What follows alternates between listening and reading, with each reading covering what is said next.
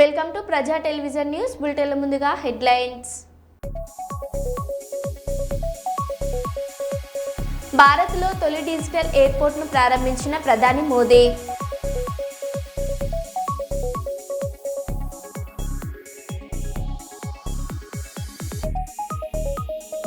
విశాఖలో అంబుజా సిమెంట్ నిర్వాహకులపై తిరగబడిన స్థానికులు.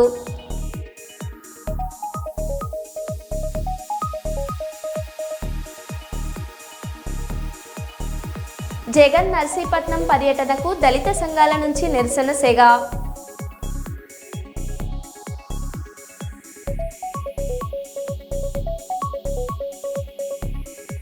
తిరుపతి ఎక్సైజ్ కార్యాలయాల ఎదుట వైసీపీ నిరసన.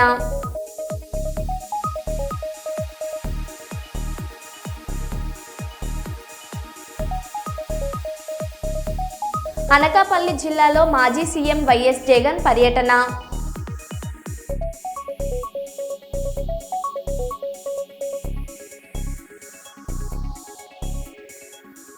ఇక వివరాల్లోకి వెళ్తే the master mind high school వద్ద తల్లిదండ్రుల ధర్నా. నల్గొండ జిల్లా కేంద్రంలో గత కొన్ని రోజుల క్రితం స్కూల్ బస్ కింద పడి చనిపోయిన చిన్నారి స్కూల్ సీజ్ చేసిన విద్యాశాఖ అధికారులు. సీజ్ చేయడంతో పిల్లలను తల్లిదండ్రులు వేరే పాఠశాలలో విద్యార్థులను చేర్పించే ప్రయత్నం. విద్యా సంవత్సరం ముగింపు దశలో ఉన్న పాఠశాలలో చేర్పించకపోవడం లేదని తల్లిదండ్రుల ఆవేదన. తమ పిల్లలకు మాస్టర్ మైండ్ స్కూల్ దిక్కు తప్ప మరొకటి లేదని స్కూల్ యాజమాన్యంపై నిరసన తెలుపుతున్న విద్యార్థుల తల్లిదండ్రులు.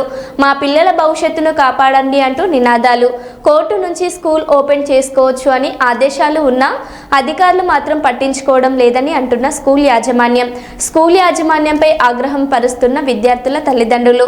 మాస్టర్ మైండ్ స్కూల్ని రీఓపెన్ చేసి పిల్లల భవిష్యత్ కాపాడాలని కోరుకుంటున్న విద్యార్థుల తల్లిదండ్రులు. స్కూల్ ముందే బైఠాయించిన విద్యార్థుల తల్లిదండ్రులు.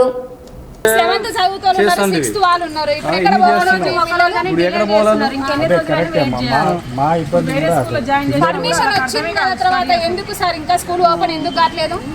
మన పరంగా ఓపెన్ చేయాలని మేము ప్రయత్నం చేస్తున్నాం. ఓపెన్ చేయాలి, విద్యార్థులందరికీ వాళ్ళకి కావాల్సినటువంటి విద్యను అందించాలి అనే విధంగానే మేము ప్రయత్నం చేస్తున్నాం. సో ఆ ప్రయత్నంలో మరి మేము ప్రతి ఆఫీస్ని మేము టచ్ చేశాము, ప్రతి అధికారిని కలిసాము, వాళ్ళకు ఇవ్వాల్సిన రిక్విజిషన్స్ అన్నీ ఇచ్చాము. ఇప్పుడు మా చేతుల్లో ఏం లేదు, ఎందుకంటే సీజ్ అయింది కాబట్టి ఎవరైతే సీజ్ చేశారో అధికారులు వాళ్ళే వచ్చి ఓపెన్ చేయాలి కాబట్టి. సో మా చేతుల్లో అయితే మీ చేతుల్లో లేదంటారు. మరి ఇప్పుడు పిల్లలు ఎక్కడ పోవాలి?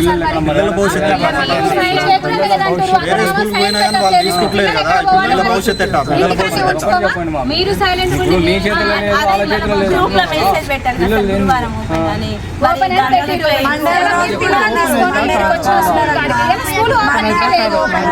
ఇప్పుడు మేము ఎక్కడ పోవాలి? మరి హైకోర్టు నుంచి స్టే వచ్చింది అన్నారు కదా, హైకోర్టు నుంచి వచ్చిన తర్వాత సీజ్ అనేది ఓపెన్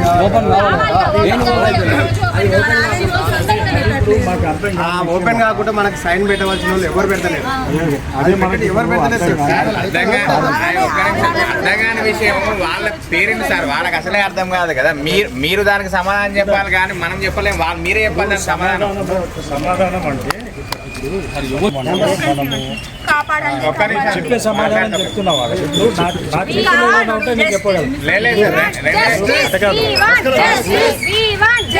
కాపాడండి కాపాడండి కాపాడండి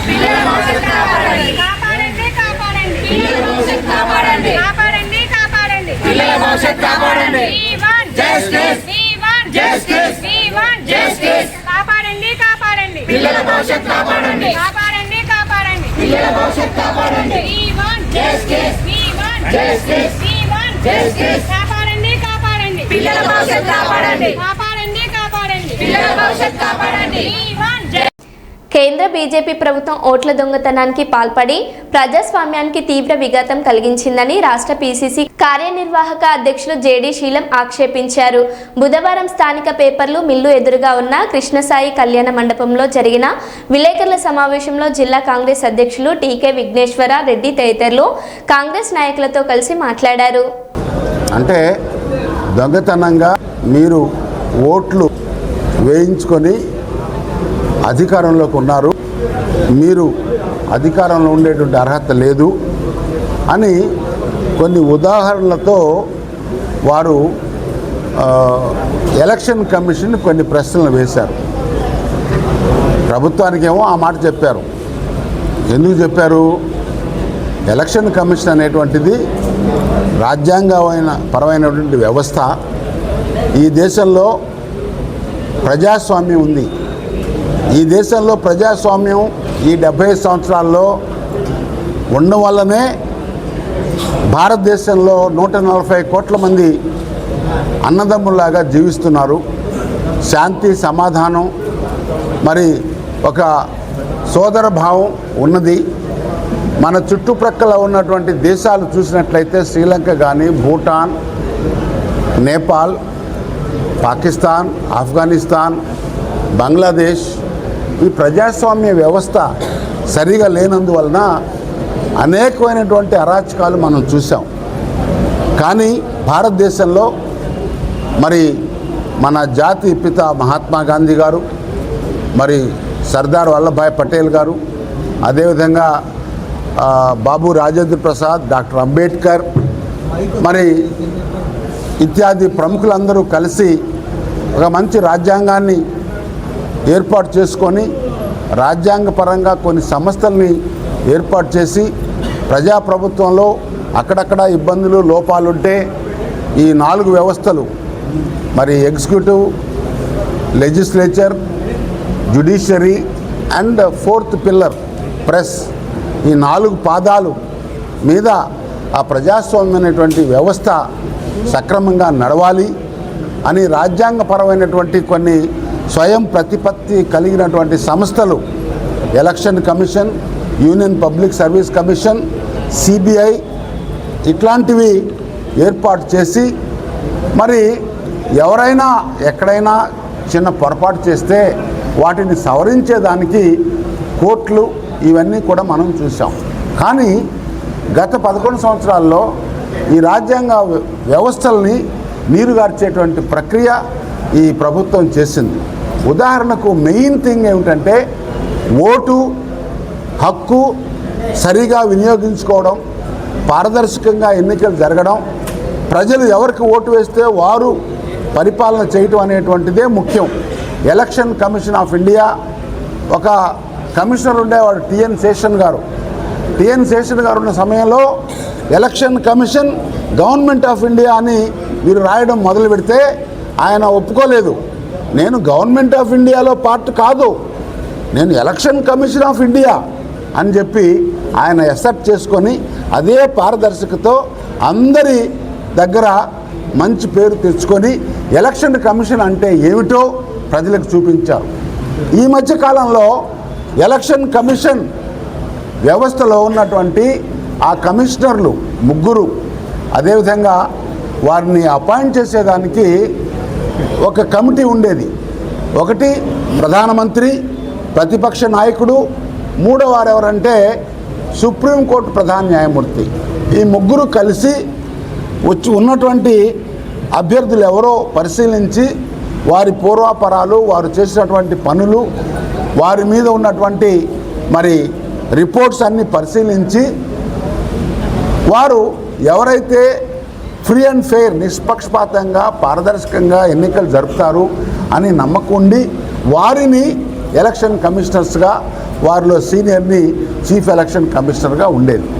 కానీ ఈ దుర్మార్గపు బీజేపీ ప్రభుత్వం కావాలని వరి పంటలో చీడపీడల ఉధృతి పెరుగుతున్న నేపథ్యంలో రైతులు తప్పనిసరిగా నివారణ చర్యలు చేపట్టాలని టెక్కలి వ్యవసాయ సహాయ సంచాలకులు జగన్మోహన్ రావు సూచించారు. మంగళవారం మండల వ్యవసాయ అధికారి ఎస్ గోవిందరావుతో కలిసి కోటబొమ్మాలి మండలం మంచాలపేట గ్రామంలో పొలం పిలుస్తుంది కార్యక్రమం నిర్వహించారు. ఈ సందర్భంగా ఆయన మాట్లాడుతూ రైతులు రసాయన ఎరువులపైనే ఆధారపడకుండా జీవ ఎరువులను కూడా వినియోగించాలని సూచించారు. సమతుల్య ఎరువులు వాడకం, సమయానికి చీడపీడల పర్యవేక్షణ మరియు సమగ్ర కీటక నియంత్రణ పద్ధతులను అనుసరించడం ద్వారా పంట దిగుబడి పెంపొందించవచ్చని వివరించారు. ఎన్నికల కోడ్ నేపథ్యంలో బతుకమ్మ చీరలను పార్టీ దిమ్మలకు కట్టిన అధికారులు. బతుకమ్మ చీరలు మాకు ఇవ్వకుండా ఇలా దిమ్మలకు కట్టడం ఏంటని మహిళల ఆగ్రహం. నకిరేల్లో మండలంలోని మంగళపల్లి గ్రామంలో ఘటన.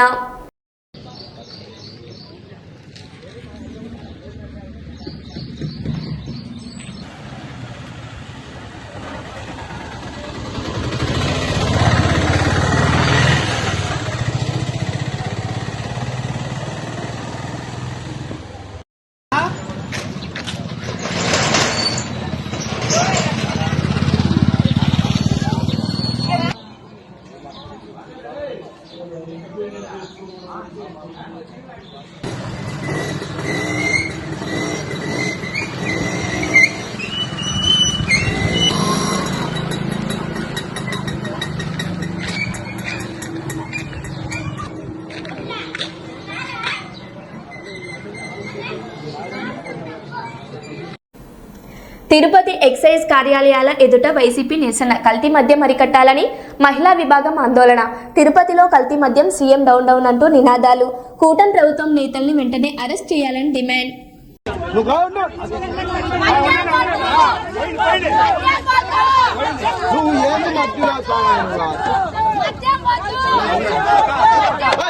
మీరు మధ్యలో వస్తారు.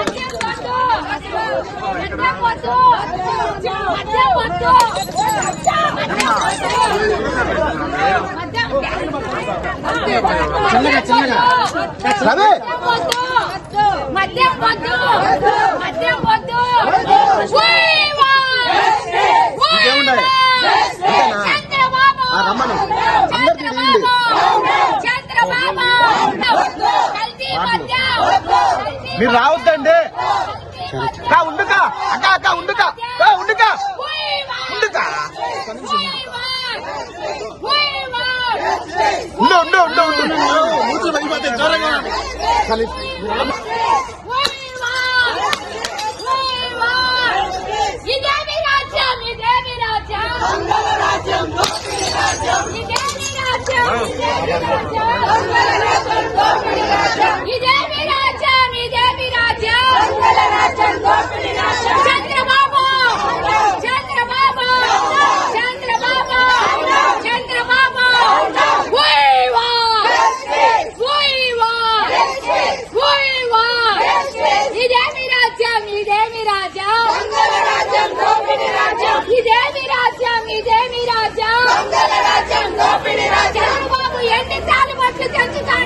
చూడండి, చంద్రబాబు నాయుడు గారు ఎంత వరస్ట్ ఎవరు లేరు. ఈ సీఎం చంద్రబాబు నాయుడు గారు చూడండి ఎంత మంది తాలిబొట్లు పెంచుతాడారో చూడండి. చంద్రబాబు చంద్రబాబు చంద్రబాబు చంద్రబాబు చంద్రబాబు చంద్రబాబు చంద్రబాబు. ఆర్టీసీ టికెట్ ధరల పెంపుకు నిరసనగా బీఆర్ఎస్ పార్టీ ఇచ్చిన చెలో బస్ భవన్ పిలుపు నేపథ్యంలో మాజీ మంత్రి హరీష్ రావును హౌస్ అరెస్ట్ చేసి భారీగా మోహరించిన పోలీసులు.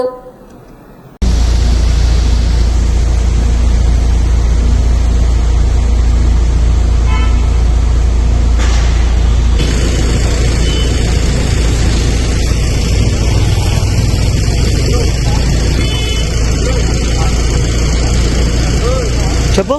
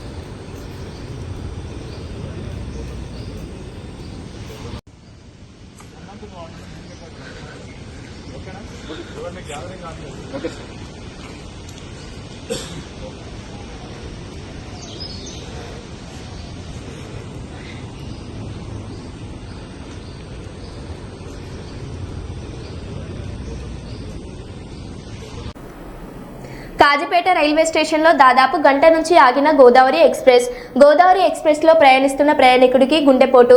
రైల్వే డాక్టర్లు వచ్చి చెక్ చేసిన తర్వాతనే బాడీని అప్పగిస్తామని చెప్పడంతో మృతుడి బంధువులు ఆందోళన. డెడ్ బాడీని ఇవ్వకపోవడంతో కాజీపేట రైల్వే స్టేషన్లో పెద్ద ఎత్తున గొడవ. నిలిచిపోయిన గోదావరి ఎక్స్ప్రెస్.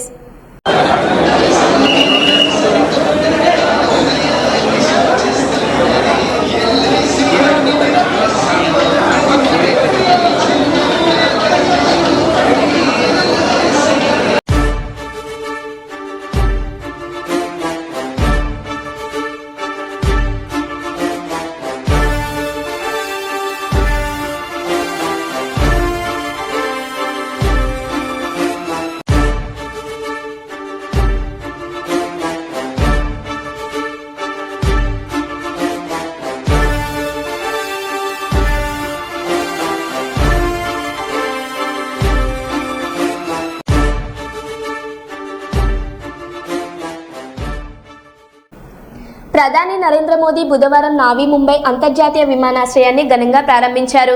కొత్తగా నిర్మించిన ఈ విమానాశ్రయంలో మోదీ స్వయంగా దిగి టెర్మినల్ను పరిశీలించారు. 19,650 కోట్లతో నిర్మించిన ఈ ఎయిర్పోర్ట్ భారత్లో తొలి డిజిటల్ ఎయిర్పోర్ట్గా నిలిచింది. దీంతో ఛత్రపతి శివాజీ ఎయిర్పోర్ట్లో రద్దీ తగ్గనుంది. ప్రారంభ వేడుకకు సీఎం ఫడ్నవీస్, అజిత్ పవార్, కేంద్ర మంత్రి రామ్మోహన్ నాయుడు తదితరులు హాజరయ్యారు.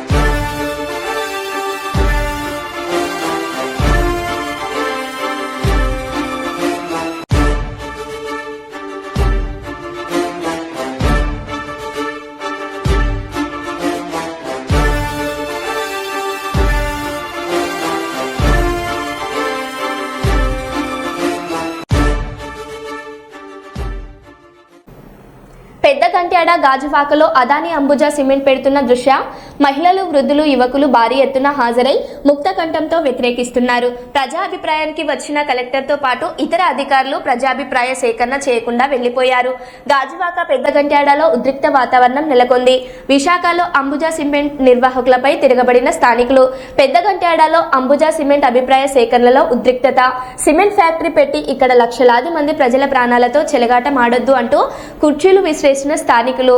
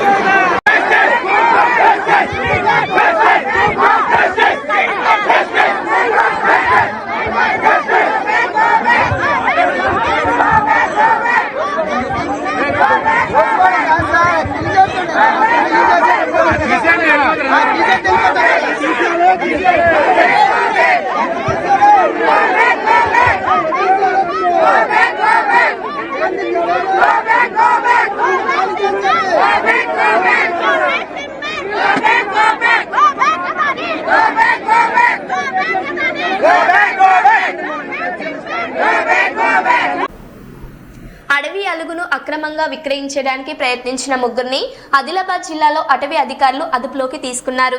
గాదిగూడ మండలం పెందూరు మహేష్, కినక శంకర్, పెందూరు జోగ్నాథ్ తమ పొలాల్లో అలుగుని పట్టుకొని 5 లక్షల రూపాయలకు బేరం కుదుర్చుకున్నట్లు సమాచారం. పక్కా సమాచారంతో అధికారులు వారిని పట్టుకున్నారు. మరో 2 పరారీలో ఉన్నట్లు ఇన్ఛార్జ్ ఆదిలాబాద్ డిఎస్ఓ రేవంత్ చంద్ర తెలిపారు.